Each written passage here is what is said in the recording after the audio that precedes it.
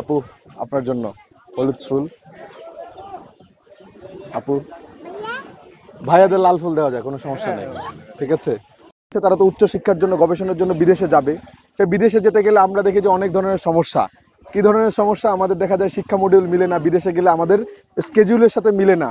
তো সেই ক্ষেত্রে আমি আন্তর্জাতিক সম্পাদক পদে যদি জিততে পারি, তাহলে ঢাকা বিশ্ববিদ্যালয়ের মডিউল আন্তর্জাতিক বিশ্ববিদ্যালয়ের যে মডিউলের সাথে আমরা মিলিয়ে নিব, বিশ্ববিদ্যালয়কে ওই ধাঁচে গড়ে তুলব। এবং বিদেশে যাওয়ার সময় দেখা যায় যে আমাদের রেকমেন্ডেশন পেতে সমস্যা হয়, আমাদের ক্রেডিট ট্রান্সফারে অনেক ধরনের সমস্যা হয় এবং অত্যাধিক খরচ হয়। এবং রেজিস্টার বিল্ডিংয়ে দেখা যায় এই রুম থেকে ওই রুম, ওই রুম থেকে এই রুম, লাঞ্চের পরে আসেন, অনেক ধরনের ঝামেলা। এটা অনলাইন কেন্দ্রিক হলে ভালো হয় না? তো সেই ক্ষেত্রে আমি যদি জিতে আসি, আমি প্রতিজ্ঞাবদ্ধ যে আসলে এইটা বাস্তবায়ন করে ছাড়বো, যেন এইসব কিছু। RICL TMX, যুগের পর যুগ স্থাপনা থাকে মজবুত। সবকিছু অনলাইনে করা সম্ভব হয়। বিশ্ববিদ্যালয় প্রশাসনকে অবশ্যই আমরা প্রেশার দিব এবং আপনাদের হয়ে কথা বলবো, আপনাদের হয়ে আমরা কথা বলতে চাই। দীর্ঘ 17 বছর বাংলাদেশে ভোট ছিল না। এখন জানি না আপনারা ভোট দিতে পারছেন কিনা, আমি অ্যাটলিস্ট দিতে পারি নাই। আমি 2019 সালে ডাকসুতে হল সংসদে ক্যান্ডিডেট ছিলাম, তখন আমি ভোট দিতে পারি নাই, কিন্তু এইবার আশা করতেছি আমি আমার নিজেকে ভোট দিতে পারবো।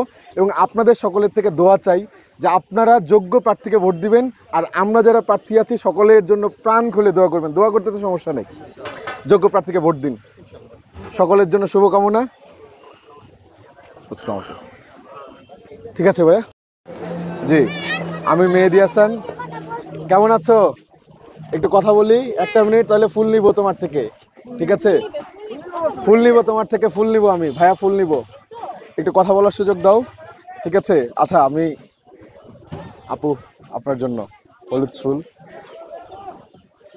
আপু ভাইয়াদের লাল ফুল দেওয়া যায়, কোনো সমস্যা নেই, ঠিক আছে? তুমি নিও আমার থেকে। সে লড়াই এবং দীর্ঘ, আমি যখন 8 বছরে আগে ক্যাম্পাসে এসেছিলাম তখন থেকে শিক্ষার্থীদের পক্ষে লড়াই করে গেছি, গণতন্ত্রের জন্য লড়াই করে গেছি।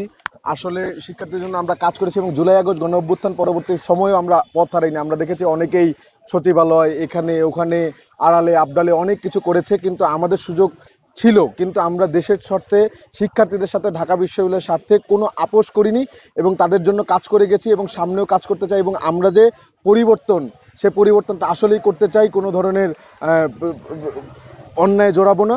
এবং এই জায়গা থেকে আমরা বিশ্বাস করি যে শিক্ষার্থীরা আমাদেরকে ভোট দিবে এবং আমরা এই কারণে শিক্ষার্থীদেরকে ভোট চাই।